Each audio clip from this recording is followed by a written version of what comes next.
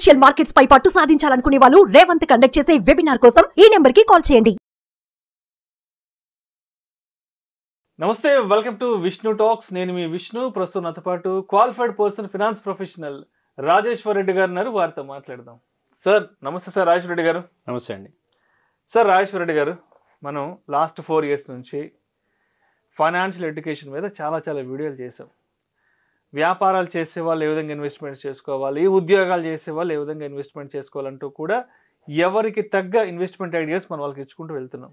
అయితే అంటే మనం కొన్ని ఇన్వెస్ట్మెంట్ ఐడియాస్ చెప్తున్నప్పుడు ఎస్పెషల్లీ ఉద్యోగాలు చేసేవాళ్ళు చాలామంది ఒక మాట అంటున్నారు, సార్ మాకు వచ్చేదే కొంచెం జీతం, ఆ కొంచెం జీతంలో నుంచి మేము ఇన్వెస్ట్మెంట్స్ చేయలేము, మా పరిస్థితి అమ్మో 1వ తారీఖు జీతం పడిందంటే 5వ తారీఖు 10వ తారీఖు ఖజానా ఖాళీ అయిపోతుంది, కాబట్టి ఇన్వెస్ట్మెంట్స్ అంతా మేము చేయలేమని కొంతమంది చెప్తుంటారు.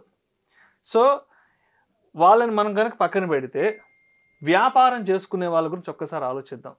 వ్యాపారం చేసుకునే వాళ్ళ పరిస్థితి ఎలా ఉంటుందంటే, వాళ్ళకి డైలీ మనీ రొటేషన్ ఉంటుంది, రోజు వ్యాపారం ఉంటుంది కాబట్టి, చేతిలో గల్లాపెట్టలో డైలీ మనీ రొటేషన్ ఉంటుంది కాబట్టి, అటువంటి వాళ్ళకి ఏమైనా బెస్ట్ ఇన్వెస్ట్మెంట్ ఐడియాస్ ఏదైనా చెప్పగలరా? అంటే చేతిలో ప్రతిరోజు మనీ రొటేషన్ అయ్యే వాళ్ళకి మాత్రమే ఇది ఉందండి.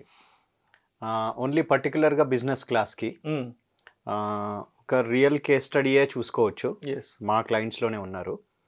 అంటే బిజినెస్ వాళ్ళు సరే బిజినెస్ బాగా నడుస్తుంది కదా, నేను ఇంకా ఇన్వెస్ట్మెంట్ చేయడం ఎందుకు అని ఎప్పుడు అనుకోవద్దు.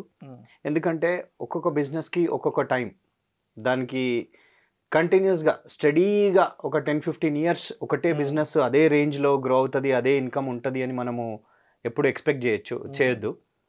ఫ్లక్చుయేషన్స్ ఉంటాయి.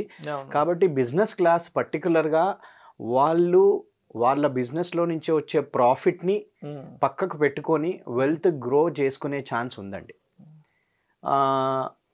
ఆ రియల్ కేస్ స్టడీ విషయానికి వస్తే మా క్లయింట్స్లోనే ఒక 8 years బ్యాక్ అండి, 8-9 years బ్యాక్ ఒక స్పెసిఫిక్ క్లయింట్ ఉండేవాళ్ళు. అంటే వాళ్ళది ట్రాన్స్పోర్ట్ బిజినెస్. వాళ్ళు ఏం చేసేవాళ్ళు అంటే డైలీ 1000 rupees డైలీ ఫైనాన్స్కి కట్టేవాళ్ళు.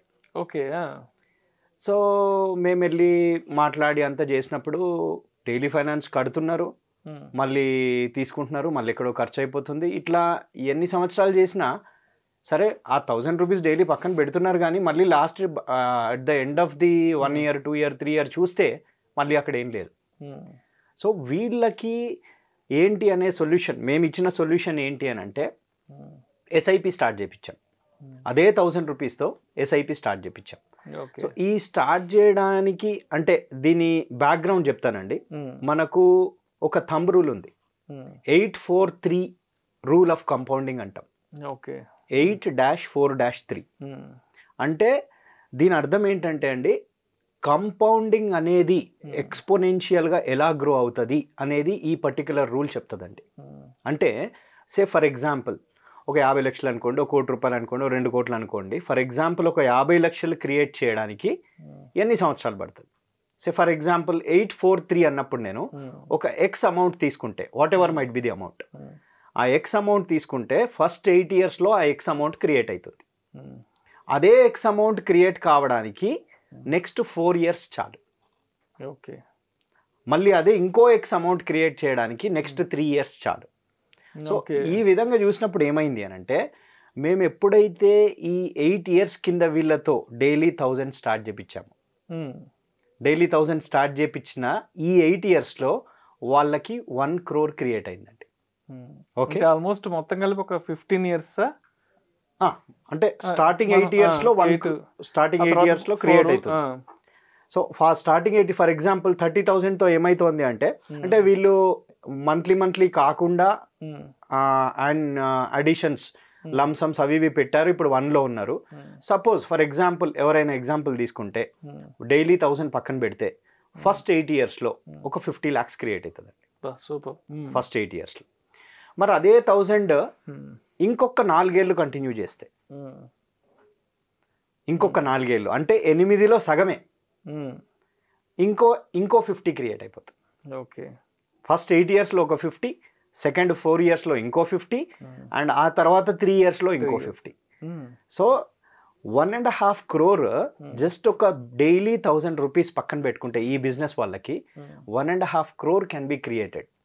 ఇదంతా అట్ ద రేట్ ఆఫ్ 12% ఏనండి. తక్కువ చెప్పుకుంటున్నాం. యావరేజ్గా ఈక్విటీలో పెట్టుకునే ఒకసారి అప్ ఒకసారి డౌన్ ఈ 12. బట్ మనకు దీని ఎఫెక్ట్ కనిపించాలంటే we need to wait that for that 15 years. ఎందుకంటే మీరు అబ్జర్వ్ చేస్తే జనరల్గా చాలామంది మ్యూచువల్ ఫండ్లో కానీ ఈక్విటీలో కానీ ఇన్వెస్ట్ చేసినప్పుడు ఒక 5-6 years ఇన్వెస్ట్ చేసి ఇంత రిటర్న్ వచ్చింది అని చెప్పి అక్కడ మళ్ళీ దాన్ని ఫుల్ స్టాప్ పెట్టి తీసి వేరే దానికి యూజ్ చేయడం ఏదో జరుగుతూ ఉంది. This is like A snowball. దీనికి కరెక్ట్ ఎగ్జాంపుల్ ఏంటంటే ఒక స్నోబాల్ ఒక హిల్ నుంచి కిందకి జారుతూ ఉంటున్నప్పుడు ఫస్ట్ చిన్నగా స్టార్ట్ అవుతుంది, స్పీడ్ తక్కువ ఉంటుంది. అది కిందకి వెళ్తున్నప్పుడు ఆ సైజు పెరుగుతుంది, స్పీడ్ పెరుగుతుంది. Okay okay. Snowball rolling down the hill exact example అనమాట. కిందికి వచ్చేసరికి సైజు పెరుగుతుంది, స్పీడ్ పెరుగుతుంది. సేమ్ కంపౌండింగ్ అండి, తక్కువ నుంచి ఎక్కువ అవుతూ ఉంటుంది. Same compounding. ఫస్ట్ 8 yearsలో 50 లక్షలు క్రియేట్ చేస్తే నెక్స్ట్ 4 yearsలో ఇంకో 50, ఇంకో 3లో ఇంకో 50. సో ఇవన్నీ ఇది ఎందుకు చెప్తున్నానంటే ఈ 8-4-3 కంపౌండింగ్ రూల్కి జనరల్గా మన బిజినెస్ క్లాస్ కానీ ఇండివిజువల్స్ కానీ ఇన్వెస్ట్ చేసినప్పుడు ఒక రిటైర్మెంట్ అనుకోండి, ఓ పిల్లల ఎడ్యుకేషన్ అనుకోండి, ఇవన్నీ చూసుకుంటే ఇఫ్ యూ స్టార్ట్ ఎర్లీ ఆ 15 years అయితే టైం ఉంటుంది. తొందరగా స్టార్ట్ చేసిన వాళ్ళకి మినిమం రిటైర్మెంట్కి మినిమం 15 ఉంటుంది. వేరాస్ పిల్లలు ఎడ్యుకేషన్ తీసుకున్నా, ఏదైనా హౌస్ కోసం ప్లాన్ చేయాలనుకున్నా, వీటన్నిటికీ మినిమం 15 years ఉంటుంది. కాబట్టి వాళ్ళు ఈ 8-4-3 కంపౌండింగ్ రూల్ని కరెక్ట్గా యూటిలైజ్ చేయొచ్చండి. Only thing needed is discipline. మనము కంటిన్యూస్గా ఈ 15 years 8-4-3 ఈ 15 years కంటిన్యూస్గా రెగ్యులర్గా ఇన్వెస్ట్ చేస్తూ మార్కెట్ని చూసి వరీ కాకుండా పానిక్ అవ్వకుండా కంటిన్యూ చేస్తే ఆ 8-4-3ని కరెక్ట్గా ఇంప్లిమెంట్ చేసి we can create wealth. And ఓవరాల్గా మీరు అబ్జర్వ్ చేస్తే అండి, ఐ హ్యావ్ ద క్యాలిక్యులేషన్స్. ఒకవేళ 30,000 డైలీ 1000 పెట్టుకుంటే ఫస్ట్ 12 yearsలో మనం ఇన్వెస్ట్ చేసింది 28 lakhs అండి. 50 lakhs క్రియేట్ అయింది. ఆ తర్వాత కంటిన్యూ చేసి అప్పటి వరకు 43 lakhs ఇన్వెస్ట్ చేశాం, 1 crore అయింది. ఇంకో 3 ఏళ్ళు కంటిన్యూ చేస్తే టోటల్గా 54 lakhs ఇన్వెస్ట్మెంట్ అయింది, 1.5 crore అయింది. అంటే చూడండి, ఫస్ట్ 28 lakhs 50 lakhs అంటే ఓన్లీ దగ్గర డబుల్ మాత్రమే అయింది. కానీ 15 year ఎండ్కి వచ్చేసరికి ట్రిపుల్ అయిపోయింది. దట్ టు ఎస్ఐపిలో. ఇట్స్ నాట్ ఒకేసారి మనం మనీ పెట్టలేదు.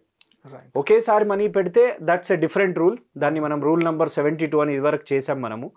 So this is rule number 8-4-3 rule of compounding. Thank you sir. Thank you so much Rajeshwara Reddy గారు. డైలీ వ్యాపారం చేసుకునే వాళ్ళకి, డైలీ మనీ రొటేషన్ చేతిలో ఉండే వాళ్ళకి ఒక మంచి బెస్ట్ ఇన్వెస్ట్మెంట్ ఐడియా తెలియజేస్తుంది. Thank you so much sir. Thank you. నమస్తే.